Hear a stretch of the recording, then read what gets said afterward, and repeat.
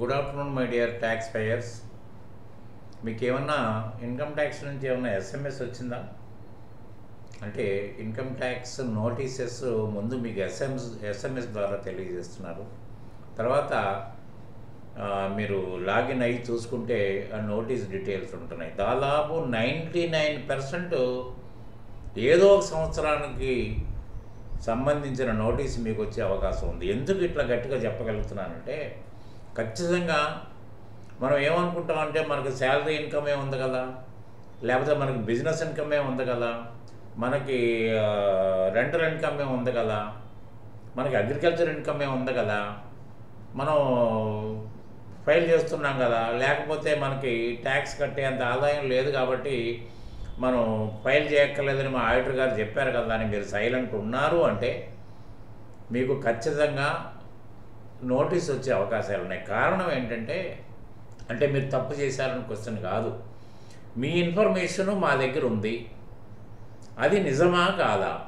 నిజమైతే ఆ నిజమని నిరూపించడానికి మీ దగ్గర ఏమన్నా పత్రాలు ఉన్నాయా?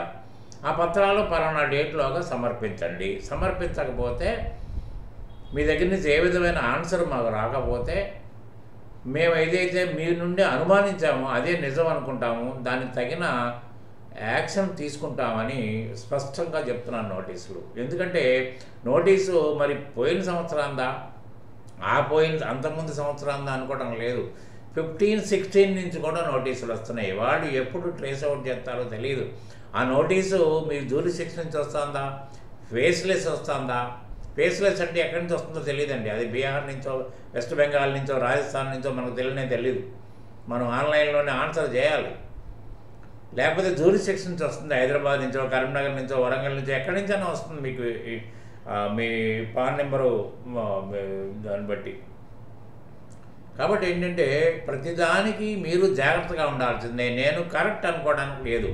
మీరు కరెక్ట్ అనుకుంటే మీ దగ్గర తగిన పత్రాలు ఎప్పటికైనా ఉంచుకోవాల్సిందే. ఇప్పుడు ఆడిటర్గా మేము ఫైల్ చేసినంత మాత్రాన మిమ్మల్ని పక్కన సేఫ్గా ఉంచినట్టు కాదు, గుర్తుపెట్టుకోండి. మీరిచ్చిన ఇన్ఫర్మేషన్ ప్రకారం మేము దాన్ని మా పద్ధతిలో క్రోడీకరించి కాంపిటీషన్ చేసి ఫైల్ చేసాం అంతే.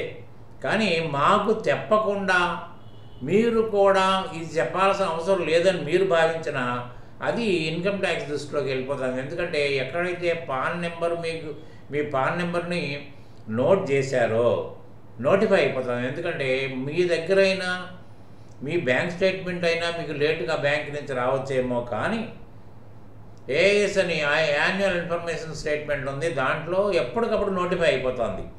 ఖచ్చితంగా మిమ్మల్ని అడుగుతున్నారు ప్రతి ట్రాన్సాక్షన్, ఈ ట్రాన్సాక్షన్ మీరే చేశారా కాదా, చేయకపోతే ఏంటి అని అడుగుతున్నారు. కాబట్టి మీరు ఫైల్ స్మైల్ అండ్ గో అనేది స్లోగన్ ఉండేది ఒకప్పుడు. అంటే ఫైల్ చేసి హాయిగా నిద్రపండి, మీరు ఫైల్ చేసేసారు కదా, మీ బాధ్యత అయిపోయింది కదా అని ఉండేది. కానీ ఈ రోజున అది లేదు. ఫైల్ స్మైల్ అండ్ గో అనేది మర్చిపోండి. ఇవాళ నాకు అసెస్మెంట్ అయిపోయింది, నేను అడిగిన రిఫండ్ ఇచ్చేశారు, కాబట్టి నాకు ఈ సంవత్సరం గోల వదిలిపోయింది అనుకోవడానికి ఛాన్సే లేదు మీకు. కాబట్టి మీరు ఎప్పుడైనా మీకు ఎస్ఎంఎస్ రావచ్చు. ఆ ఎస్ఎంఎస్ ద్వారా మీరు లాగిన్ అయితే మీకు విషయాలు తెలుస్తాయి. లాగిన్ అవ్వడం చేత కాకపోతే మీరు ఎవరి ద్వారా అయితే ఫైల్ చేశారో, ఎవరైతే మీకు కన్సల్టెంట్గా ఉన్నారో వాళ్ళని అడిగి తెలుసుకోండి. లేకపోతే మేము ఏ విధమైన సర్వీస్ చేయడానికైనా, ఎటువంటి నోటీసులకైనా, ఏ ప్రాంతం వారైనా, ఈ ప్రాంతం ఆ ప్రాంతం వారు కానీ, మీరు హైదరాబాద్ వాళ్ళు అయి ఉండొచ్చు, కృష్ణా డిస్ట్రిక్ట్ వాళ్ళు అయి ఉండొచ్చు, కర్ణాటక వాళ్ళు అయి ఉండొచ్చు, ఎక్కడైనా పర్వాలేదు, మేము మీకు తగిన సర్వీస్ చేస్తాం, తగిన విధంగా స్పందిస్తాం. మీకు ఒక రిలీఫ్ తీసుకుని వచ్చే బాధ్యత మాత్రం మాది. ఖచ్చితంగా మేము ఆ నోటీసులు అన్నిటిని ఆన్సర్ చేస్తాం. కానీ ముందుగా మీరు చేయాల్సింది ఏంటంటే ఆ నోటీసులు స్పందించాల్సింది మీరు. ఎందుకంటే నోటీస్ వచ్చిన తర్వాత నోటీసుకు టైం ఉంటుంది, ఆ టైంలోపు స్పందించాలి. మేము అడిగిన ఇన్ఫర్మేషన్ మీరు ఫర్నిష్ చేయాలి. దాని ప్రకారం మేము తయారు చేసే నోట్స్ మేము తయారు చేయాలి. అప్పుడు కన్నా దానికి రిలీఫ్ వచ్చేది. అది 2 నెలల్లో కంప్లీట్ కావచ్చు, లేకపోతే మనం ఇన్కంప్లీట్ కనుక ఇచ్చినట్టయితే 1 సంవత్సర కాలం కూడా పట్టవచ్చు. అది మనం చెప్పలేము, మీ నోటీసుని బట్టి ఆధారపడి ఉంటుంది. కాబట్టి మీరు 30 లక్షల రూపాయల దాటి నాన్ అగ్రికల్చర్ డీల్ ఏం చేసినా ప్రాపర్టీని కనుక అమ్మినట్టు అయినా కొన్నట్టు అయినా 30 lakhs దాటితే మీకు నోటీస్ వస్తుంది. దానికి మీరు సోర్స్ ఎక్స్ప్లెయిన్ చేయాల్సిన అవసరం వస్తుంది. విన్నారా? దానికి క్లారిటీ ఉండాలి.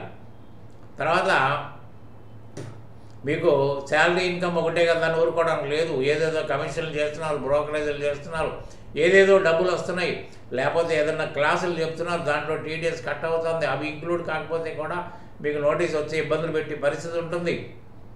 కాబట్టి ఏంటంటే తర్వాత మీరు టీడీఎస్ కట్ అయింది, 2000 కట్ అయింది కదా, మళ్ళీ ఆడిటర్ని పట్టుకుంటే ఆయనకో 3000 2000 ఇవ్వాల్సి వస్తుంది. ఇది అవసరమా నాకు వదిలేసినా కూడా మీకు నోటీస్ వచ్చే అవకాశం ఉంది. ఏంటంటే మీకు ఇన్కమ్ ఉంది, ఇన్కమ్ని బట్టి టీడీఎస్ కట్ చేశారు కాబట్టి మీరు ఎందుకు ఫైల్ చేయలేదు, ఫైల్ చేయాల్సిన అవసరం మీకు ఎందుకు లేదని అనుకుంటున్నారు అనే క్వశ్చన్ మీకు ఎదురుపడుతుంది. కాబట్టి అక్కడ కూడా మీరు ఆన్సర్ చేయాల్సి వస్తుంది. కాబట్టి ప్రతిరోజు మీరు చూడాల్సింది ఏంటంటే ప్రతిరోజు మీరు యోగా చేస్తారో, దేవునికి దండం పెట్టుకుంటారో, దాంతోపాటు మీ ఎస్ఎంఎస్ని వెరిఫై చేసుకోండి. మీరు లాగిన్ అవ్వగలిగితే లేకపోతే మీ మెయిల్ని చూసుకోండి, ఖచ్చితంగా నోటీస్ వస్తుంది. ఒకవేళ కనుక మీరు ఎక్కడన్నా రిఫండ్ల కోసం తిప్పలు పడితే మీరు రిటర్న్ ఎవరైతే ఫైల్ చేసి రిఫండ్ ఇప్పించారో ఆయన మెయిల్ అడ్రస్ ఇచ్చుకుంటే మీకు నోటీసులు కూడా రావు.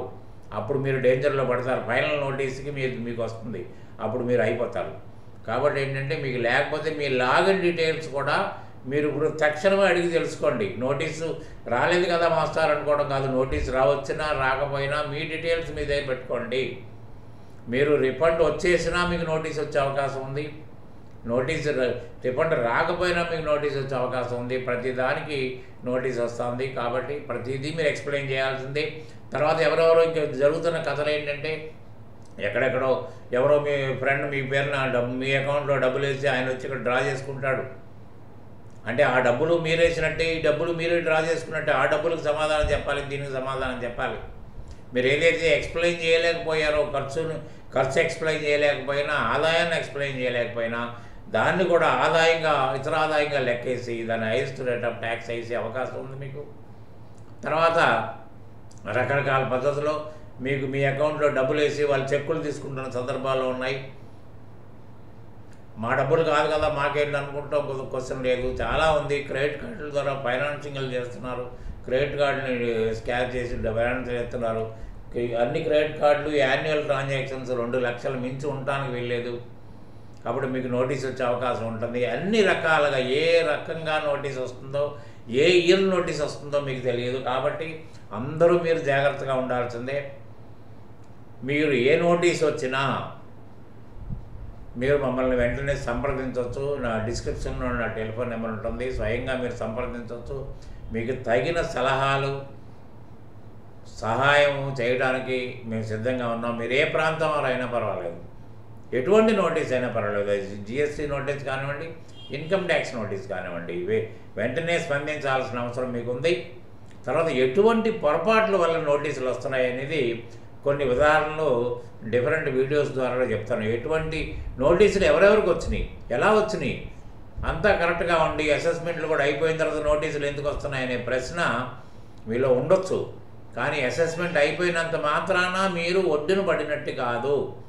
ఇవాళ మీ మీద డౌట్ ఉంది, ఆ రోజు మిమ్మల్ని నమ్మాము, ఈ రోజున మాకు ఎందుకో ఇవన్నీ బయటకు వస్తున్నాయి, డౌట్ ఉంది, మా డౌట్ని తీర్చండి అంటున్నారు. తీరిస్తేనేమో మీరు నిజం, తీర్చకపోతే మీరు అబద్ధం అయితే తగిన మూల్యం చెల్లించుకోవాల్సి వస్తుంది. ఆ టెన్షన్ మీరు భరించలేరు. కాబట్టి ఎందుకంటే గత 5 సంవత్సరాలుగా రిఫండ్లు విపరీతంగా తీసేసుకోవటం మొదలుపెట్టారు. దాని గొల్లు మొదలైంది, నోటీసులు అందరికీ వస్తున్నాయి. దాని తర్వాత కొత్తగా అప్పుడు హెచ్ఆర్ఈ ఇష్యూట్ ఒకటి వచ్చింది. నెమ్మదిగా హెచ్ఆర్ఈ అందరూ క్లెయిమ్ చేసుకోవడం మొదలుపెట్టారు. ఇల్లు ఉన్నవాడు క్లెయిమ్ చేసుకోవడం, ఇల్లు లేనివాడు క్లెయిమ్ చేసుకోవడం, తగిన రెంట్ కట్టకపోయినా కూడా అంత రెంట్ ఎవరిదో బాండ్ నెంబర్ ఇచ్చి చేసేసుకోవడం జరుగుతుంది. కొన్ని ఇష్యూస్ వాళ్ళ దృష్టిలోకి వచ్చినాయి. కాబట్టి ఏంటంటే హెచ్ఆర్ఏ డిడక్షన్స్ కూడా ఇక జాగ్రత్తగా చేసే పరిస్థితి వచ్చేసింది. కాబట్టి ఆ ఎగ్జామ్షన్ కూడా మీకు, అందుకనే న్యూ ట్యాక్స్ రెజీమ్లో ఇటువంటి ఎగ్జామ్షన్స్ ఉండవు కాబట్టి అలౌ చేయరు. కాబట్టి దానికి ఇవాళ న్యూ ట్యాక్స్ రెజీమ్లో రండి అంటున్నారు. ఎందుకంటే మీకు ఏ విధమైన ఎగ్జామ్షన్స్ క్లెయిమ్ చేయడానికి ఛాన్స్ లేదు. ఒక స్టాండర్డ్ డిడక్షన్ మాత్రం పోతుంది. అట్లనే న్యూ పెన్షన్ స్కీమ్లో ఉన్న ఇది పోతుంది తప్పితే ఇంకేమి పోవు. కాబట్టి దానికి వెళ్ళమని వాళ్ళు ప్రోత్సహిస్తున్నారు. కాబట్టి ముందు రోజులు చాలా గడ్డు రోజులు, చాలా జాగ్రత్తగా అడుగేసి నడవాల్సిన పరిస్థితి మీకు ఉందని తెలియజేస్తున్నాను. డిస్క్రిప్షన్లో నా టెలిఫోన్ నెంబర్ ఉంటుంది. ఎటువంటి సర్వీస్ కావాల్సి వచ్చినా, ఎటువంటి కాన్సిక్వెన్సెస్ వచ్చినా మీరు సంప్రదిస్తే దానికి తగిన సహాయ సహకారాలు నేను అందిస్తానని మీకు తెలియజేసుకుంటే I'm taking leave from this very video. Good day.